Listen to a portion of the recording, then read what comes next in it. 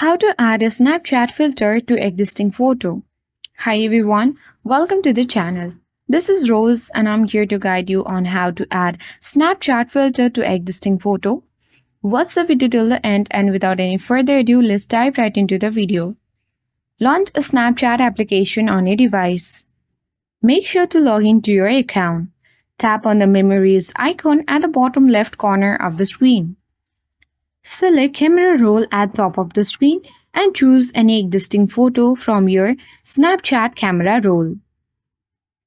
Once you have chosen the photo, tap Add a Lens at bottom left corner of the screen. At bottom of the screen, you will find different kinds of filters. Simply you need to scroll down, and once you have done that, you will add different kinds of Snapchat filters to your existing photo on a Snapchat.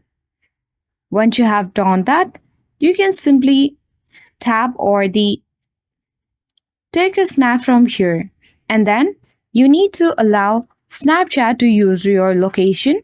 And once you have granted the permissions, tap on the save icon at bottom left corner, or you can add to your story, or you can also send to your friends and family. In this way, you can easily add a Snapchat filter to existing photo.